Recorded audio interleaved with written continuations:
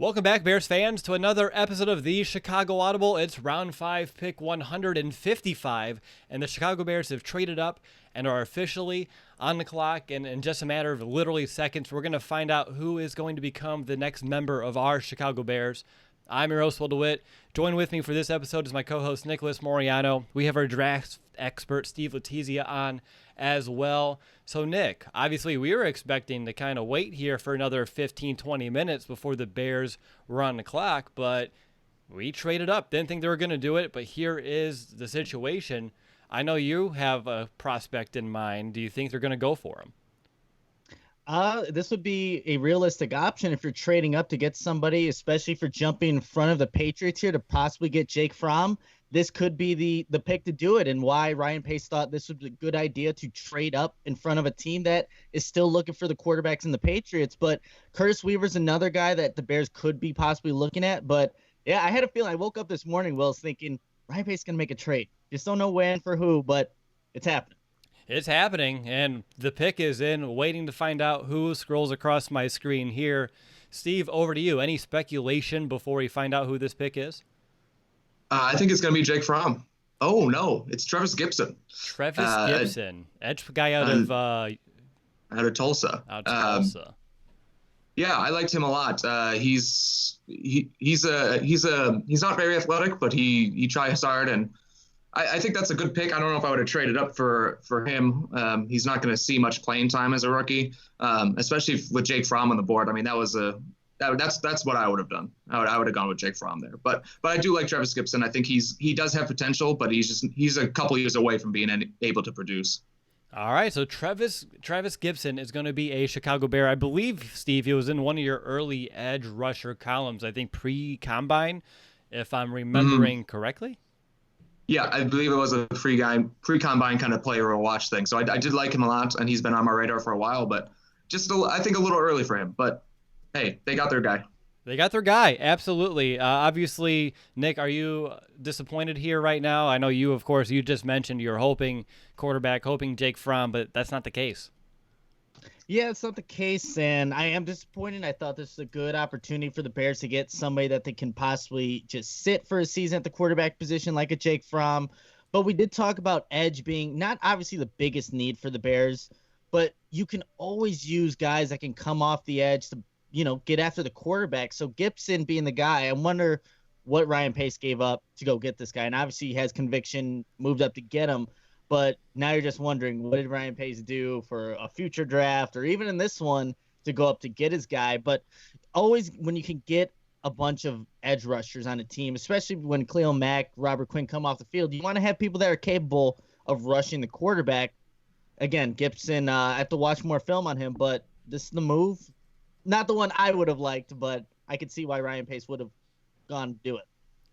Yeah, I mean, I was telling you, we've been sitting on here for a couple of hours just in case the Bears did have a trade-up situation, and I was looking at edge as a potential avenue to go as well. I didn't really envision a trade-up here, but like you said, and as I was mentioning to you, you can't have too many guys that are good at getting after quarterbacks. And if you can find someone who can be that third guy in the rotation, I know they brought in Mingo. I just haven't seen the production to really trust that he can have the production we're hoping to in that point of the rotation. So if you can have someone to give Mack a breather, same thing with Robert Quinn and Gipson, you give him time and he can be a trio with those three for not just this season coming up in 2020, but 2021, 2022. I think you can even extend the shelf life of someone like a Robert Quinn, maybe even a Cleo Mack just a little bit more if you have someone in Gipson who can be a very sturdy guy to come in down the road and kind of give them some breaks here in and here out. Steve, I'm curious your thoughts. What are some of the initial strengths from Gipson? And then also what would be some of those weaknesses that you do see in his game that he needs to either work on or maybe things that are out of his control? Yeah, so he's just a raw prospect at this point, coming from Tulsa. So he needs to work on just the nuances of the game, hand technique, hand fighting. But I do like the pick because he could provide maybe as a situational pass rusher in year one. With Barkevious Mingo, who you mentioned, he's more of that Leonard Floyd mold. He's not going to provide much of as a pass rusher. He's going to drop into coverage and do that and set the edge. But Gipson could be a guy who can come in and shoot a gap quickly. And he's going to work hard, but he's just very, very raw at this point. But he has he ran a 4.69 40, so that's pretty good. His 3-cone was a little disappointing. He's not very bendy. He's more of a straight line player, but I do think he has some potential to grow into more of a pass rushing role. And the Bears just strengthened their strength now. So he doesn't need to be an all-world talent for the Bears. He's gonna play very situationally. So yeah, I like this pick. Nick, I see his NFL comparison is Roy Robertson Harris. So apparently we now have 2 Roy Robertson Harrises on this football team. Steve was mentioning that Gipson, of course, is more of a developmental type of edge rusher here, a little bit raw, someone that they're going to need to kind of coach up. And, of course, he's going to have 2 strong guys to learn from in Robert Quinn, Khalil Mack. But with the limited draft capital and this being our 3rd highest pick so far and a trade up, how do you feel about getting someone that is more of a project instead of someone that is perhaps more polished and can be a contributor more instantly? You know what? I think when you're looking at this late in the draft, I mean, yes, it would be great to get someone that can just plug and play, but you want to take a chance in some of these guys that you can potentially grow. Look, the Bears have the 2 guys in place right now to where a Trevis Gipson doesn't have to come in and make an immediate impact. And if he has the intangibles, the tools where you just need a coaching staff to really bring out the best in him, then I think you can live with the pick if he's able to actually reach that potential, get playing time in spurts throughout the season. If he becomes a situational pass rusher where it's an obvious passing down, 3rd and long situations, 2nd and long situations, go put a Trevis Gipson out there because like we were just talking about, I mean, you have Arkevious Mingo, you have Isaiah Irving, guys that they're at this point in their career and they haven't done much for a reason.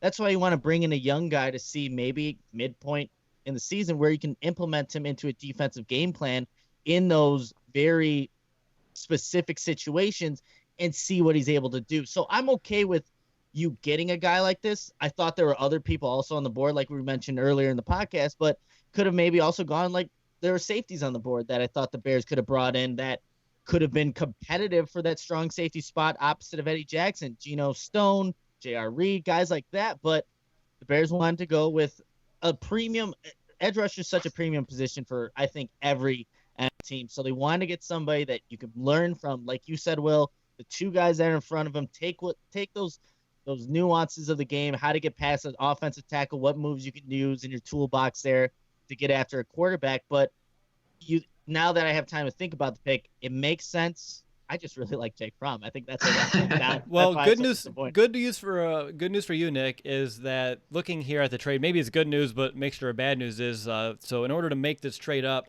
all the Bears did was they gave up a 2021 4th-round pick. So we still have pick 163 coming up. Okay. So up the 4th. Interesting. Okay. Yeah, so we'll be here, obviously, throughout this. We're going to stay here on the show, on the stream, as we kind of work through this draft here. But obviously, Gipson, Steve, I'm curious to your thoughts here. How does he fit in this rotation? Does he instantly is he an upgrade over Isaiah Irving? I kind of scoff even saying that because I would assume yes. But also you have James Vaughters there as well.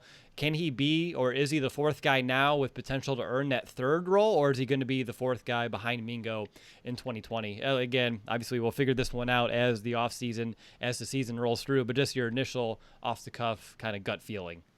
Yeah, I think he's definitely better than Isaiah Irving even right now.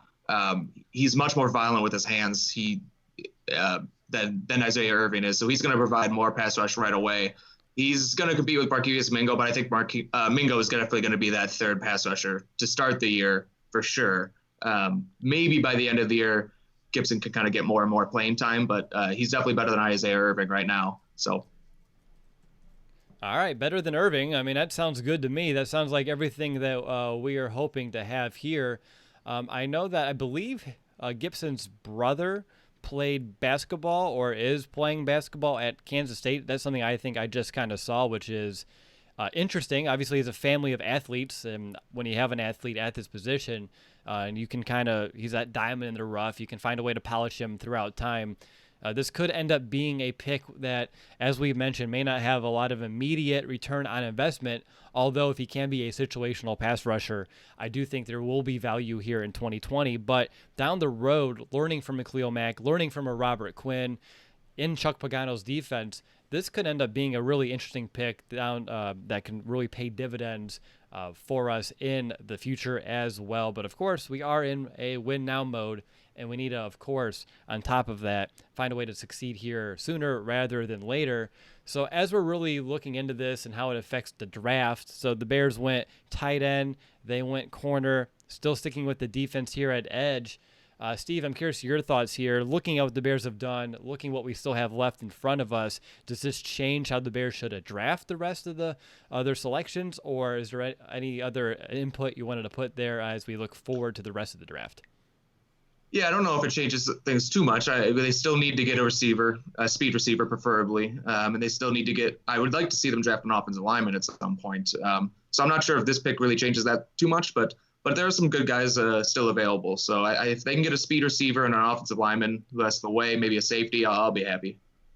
Nick, any other developments in your thought process on Gipson? Yeah, just kind of reading a little bit more on him as we've kind of discussed it here. You mentioned the basketball being something that's, in the family. His first love, Trevis Gipson, was basketball, but he just found that football would lead to a more long-term kind of future here. So again, an athletic player that the Bears got, a guy that's raw, like you said, Steve, earlier, that just needs to kind of develop these traits. Just reading Dane Brugel's kind of summary on him.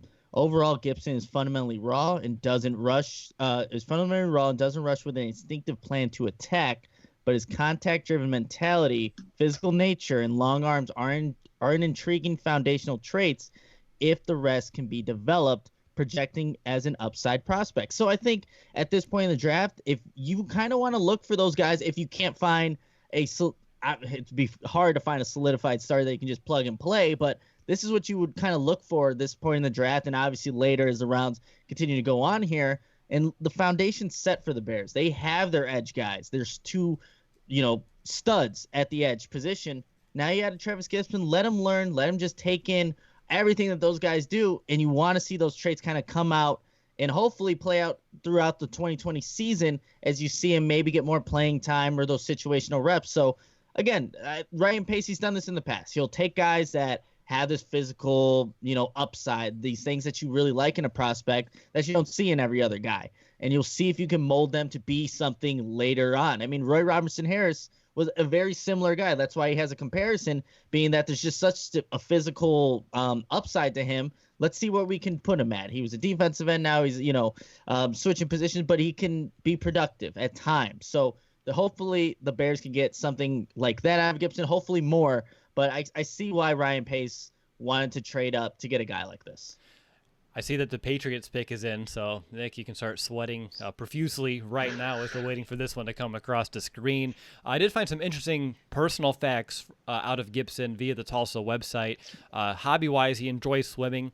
His favorite NFL team is, or I'm going to say was, the Seattle Seahawks. His favorite NFL player, Von Miller, so that's someone he's probably looking up to here to emulate his game. Maybe that's going to change to Khalil Mack as well.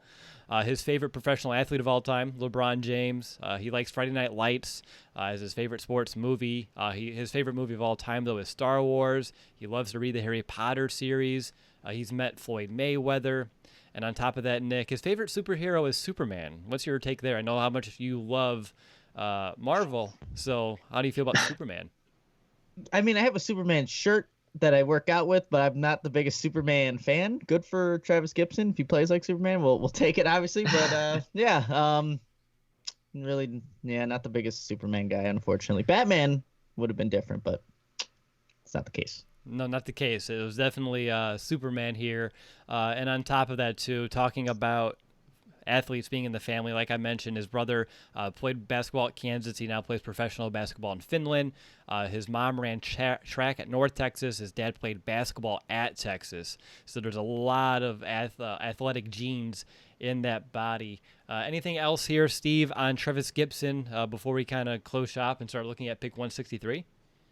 Just one more thing that I didn't mention. He is actually a pretty good run defender, which when you have Khalil Mack's a good run defender, but Robert Quinn isn't the greatest at setting an edge, so you might see Trevis Gipson a few times, maybe on first and second down too, or obvious run situations, because he does have long arms, he does have violent hands, he can set an edge, and he is 261 pounds, which is bigger than a lot of the other edge players out on the board who are more like about 240, 250. So you might see him in that role too right away.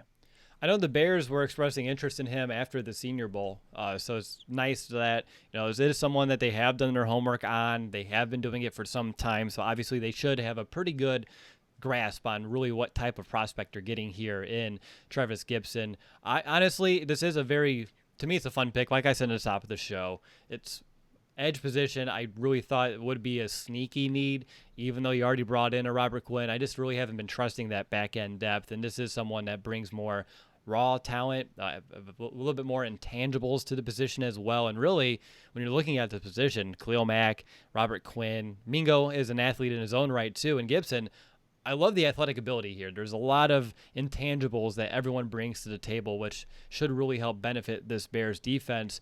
But curious to your thoughts here. And Nick, I'll go to you first. What's going to be best case, worst case in your mind for Trevis Gipson?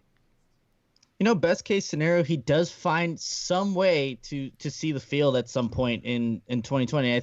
Obviously, maybe special teams could be a role for him at first, but like when it's like we said, a third and long situation, something where you just want to get guys that can get after the quarterback, you would hope to see Trevis Gipson somehow make his way onto the field. Even if, God forbid, the Bears ever put up points and have a blowout, you'd want to see maybe a Trevis Gipson get some reps there. But that would be, I think, a best case scenario, is just as the season goes on, gradually getting reps.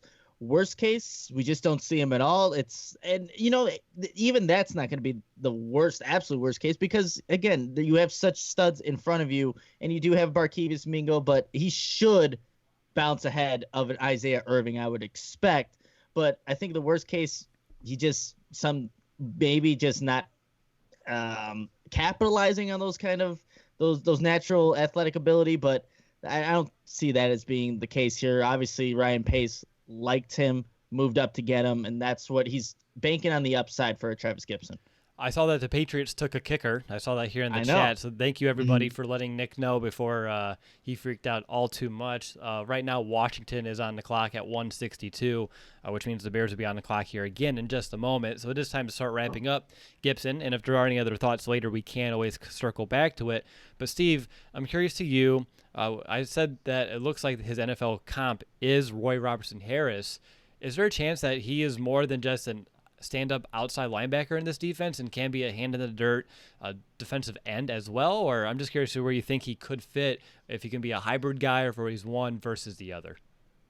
Yeah, I think he's going to just be the stand-up outside linebacker. Roy Robinson Harris, I do like the comp, though, when they were both coming out. Roy Robinson Harris ended up putting on some weight and moving inside, but I don't think that's going to be the case with Gipson. I think they drafted him to be that stand-up outside linebacker. He can put his hand in the dirt in nickel situations, but I don't see him making the same transition that Roy Robinson Harris did. I think his best fit is on the outside.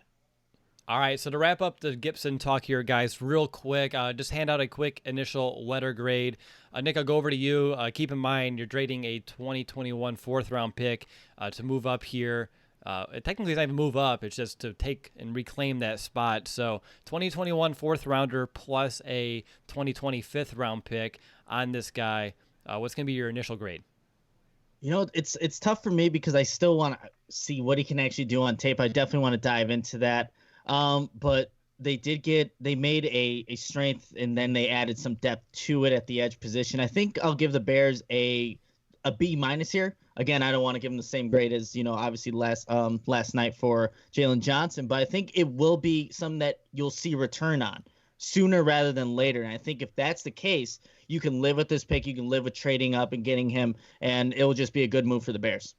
All right. So we have a B- from Nick. How about you, Steve? I'll go with a B. I don't like trading the fourth-round pick for him, but that's really the only knock I have on him. If there's a pass rusher you can get in the fifth round who can become a 10-sack-a-year guy, it's Gipson. So you're taking a chance on that high upside player. Yeah, you took the fourth-round pick. That's the only thing knocking it down from an A to a B for me. All right. Well, geez. If it was close to an A, maybe. Now it's down to a B. I'm going to have to just follow in line here with you. I'm not really I'm not mad about this pick by any means. I'm excited about him. Can't call it an A because he is raw. You don't know exactly how he's going to turn out. But they're taking something that, to me, I still thought was a sneaky need, and they're bolstering that outside linebacker rotation. I mean, from the top down now, there's a lot of athletic potential and talent. And I really think that, like you said, Nick, this could end up having some dividends early. I'm not sure if how confident I am in that, but the potential's there, and that's exciting to me as well. So with that, the Chicago Bears are back in the clock here. We're at pick 163. I'm going to ask Nick what he wants to do, but I feel like you're going to ask for a quarterback again. Come on, like at some point, I just look. Jake Fromm is falling to at 163. Just take a chance. He's a guy that's not going to see the field this year. Can learn under the great mentor that Nick Foles, as you know, has been renowned, has been talked about. I think he'd be a good fit for Matt Nagy's offense. But if they wanted to address the safety position with the Geno Stoner or J.R. Reed, do that as well. I also like James Prochet from SMU, a receiver that has sticky hands. Everything that gets thrown his way, he catches it. A great route runner. I guess we'll see, though. But those are some of the guys that I'm kind of looking forward to seeing hopefully pop up on our screen in a couple of seconds here. How about you, Steve? If you were Ryan Pace, what would you do here at 163? I would take Jake Fromm if I were Ryan Pace. I think I like that. I like his fit in the Bears offense. But if they don't go quarterback, I wanted to get an offensive lineman here. Prince Tega Winogo from Auburn is still on the board, as well as John Runyon from Michigan, which is another offensive tackle I like a lot too. Who could also potentially move down to guard. So.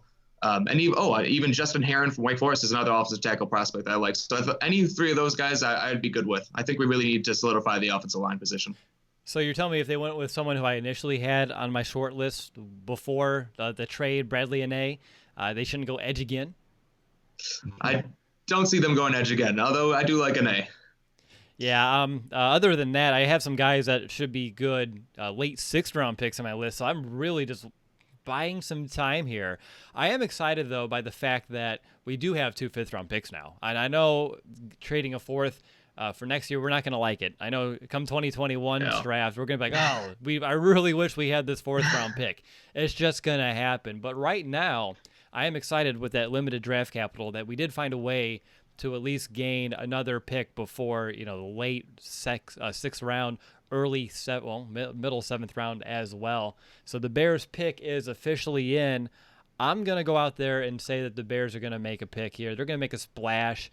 And at the end of the day, Nick's still not going to be happy, but I'm going to go ahead. Refreshing Twitter right now. You're still refreshing. Every single time. You're refreshing. You're freaking out. Let's find out who that pick's going to be.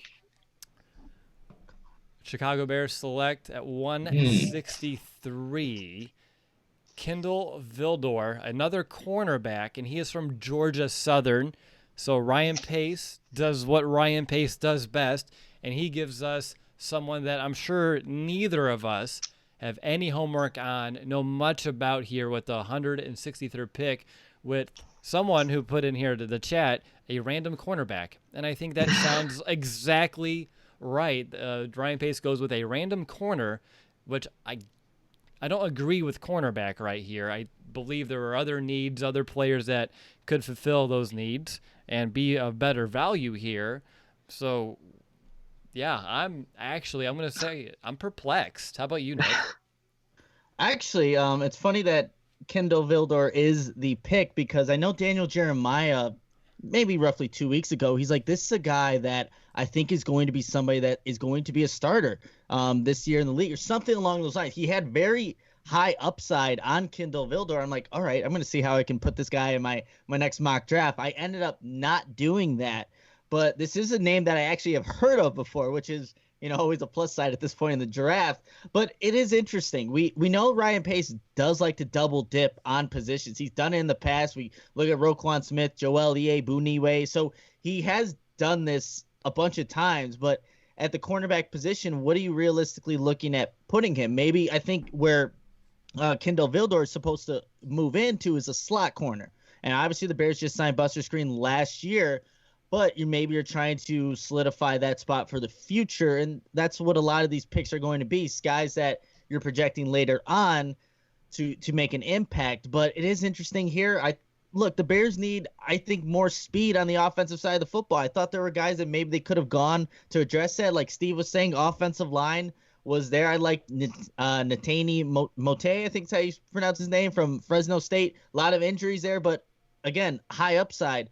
But another cornerback when, again, double dipping, something that we've seen from Ryan Pace over the years. Steve, what's your initial reaction to this pick? I went from perplexed and now I'm just slightly baffled. Yeah, I'm going to say that I actually like this pick, but I'm also going to do it with the caveat that I haven't actually watched anything of him because there's just not a lot of Georgia Southern video out there. But what I do know about him is that he actually was invited to the combine and he tested as an elite athlete. He's a little undersized, but he's an elite athlete, and those are the kind of guys you want to take a chance on here. So in the 5th round, you get an elite athlete to play corner. That's really all I know about him. But hey, if you're going to draft someone from a small school, make sure that they run a 4.40 and have a 39.5-inch vertical leap. So yeah, I don't hate this pick at all. Well, I'm actually slightly surprised there, but that's a good thing, and I'm glad that you're able to at least ease my concerns a little bit. Just with my initial, looking into some research here, it looks like in 2018 season, they went up against number 2 Clemson at the time, and in that game, he had an interception, and he didn't even allow a single completion for a small school of Georgia Southern going up against the big boys like Clemson, who was ranked number 2 at the time, to have a game like that. That gets me excited. That shows me that he does step up and plays up to the competition, which, of course, is something that you want if you are going to get a small school prospect and they do have those types of games, those types of sample sizes, and they produce in those. That does get me eases my concern a bit when it comes to his ability to transition to the NFL, if that makes sense, Nick. And I'm curious if you have anything further you wanted to add here on this pick. I just actually listened to the segment from Daniel Jeremiah on Kindle Vildor. He referenced the Clemson tape being the one that really just was why he thought he would be he said a starting nickel corner earlier than a lot of people are expecting. So he's got, again, a lot of high upside on Kindle Vildor, but I thought Buster Screen played, pretty well last season, so I don't think that's going to be the option. They still have Duke Shelley there too, which a lot of people were high on, and I think still people maybe are, but I think that's where he's projected to be at. Like Steve said earlier, just an athlete, even though he played at a smaller school like Georgia Southern.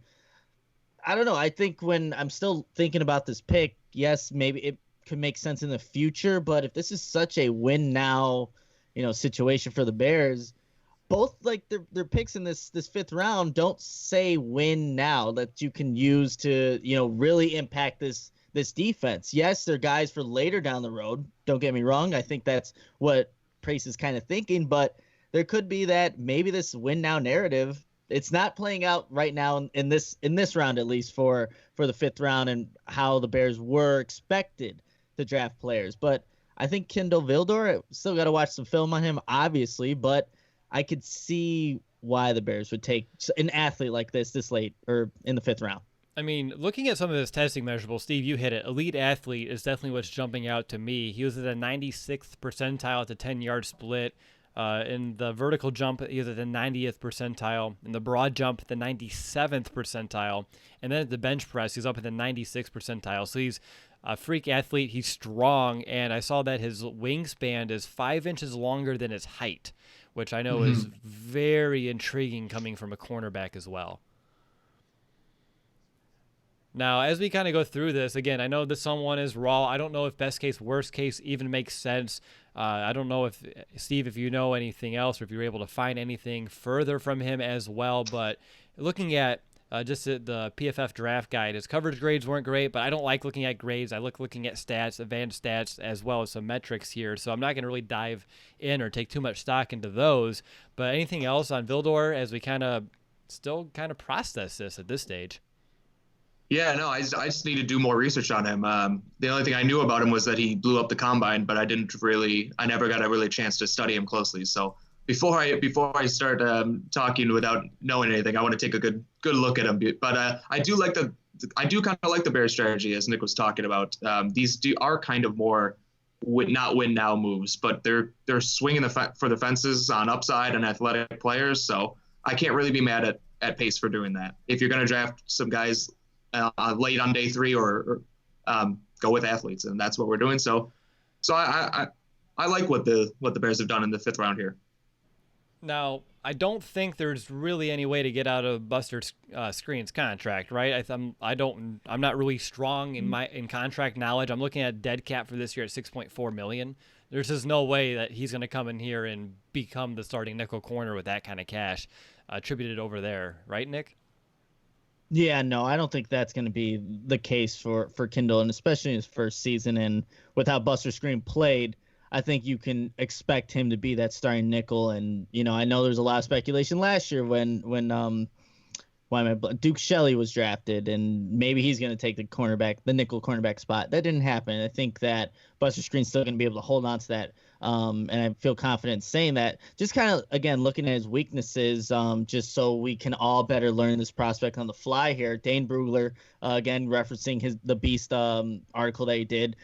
Just some weaknesses. He has an undersized frame, lacking ideal height of bulk at 5'9", and overcompensates for his lack of size going through receivers with his physical mindset. He had 4 pass interferences in 2019, and also he had 10 missed tackles as a senior last year. So, again, I think being an undersized corner, sometimes that just kind of happens. You're trying to throw your weight at guys just to bring them down. So it happens. And then just his little summary that he has at the end of each prospect. Overall, Vildor is a tough evaluation because he consistently overachieved as a junior due to his smarts and short area quickness, but he didn't play at the same level as a senior. It doesn't have ideal size or play speed for the position. So I think if we're going to watch tape, we got to obviously weigh both this junior season and senior season, see if we can find something as to why there was maybe a drop off or what went well in the junior season as opposed to his senior season,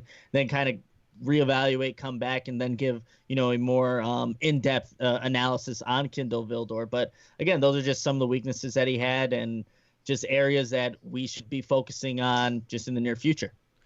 Steve, how surprised are you the Bears haven't really addressed this offense that couldn't even score 20 points a game last season? Pretty surprised, but when you get to this point in the draft, you don't want to just draft a wide receiver or draft an offensive lineman just to say you drafted them. You want to go best player available, and these must have been the best players on their board. They double dipped at corner, which I'm fine with. The corner is just as a important position as edge rusher, so you're strengthening the strength because like we talked about. You got Skrine on the inside playing in the slot. I do think I could be wrong about this, but I think after this year he has no more guaranteed money in his contract. Again, could be wrong about that. So they're planning for the future with this pick of Vildor. Now, just envisioning the future here, my guts tell me best case he ends up becoming a starting nickel back in this defense. Not this year, perhaps next year. And then from there, I would say he would be a serviceable one, if not a decent one in this league. And then worst case, he's just a true bust. Ends up not making the team in the future, ends up just kind of riding the practice squad. Something along those lines to me feel like best case, worst case. Nick, do you feel anything different? Oh, no, I would think along the same lines as you there, Will. I mean, it's just so hard to gauge where these guys and how their career is going to, end up in maybe a year from now. I think everyone's maybe expecting Duke Shelley to be a guy that contributed on the Bears defense. And I mean, we're still waiting. We're obviously still waiting. So with a Kindle Vildor, I think the best thing for him, and this is what Bears fans don't want, what the Bears organization would want, is like a Buster Skrine injury. So it moves everybody up the depth chart. Then you're getting more opportunity. You're going to get a higher chance of having an opportunity to play on the field. But as long as Buster Skrine's able to do what he does, your Kindle Vildor is going to have to wait his turn. Just like every other drafted rookie that comes into any organization. But I think when you look at it, you're hoping that he can be just a sticky nickel corner.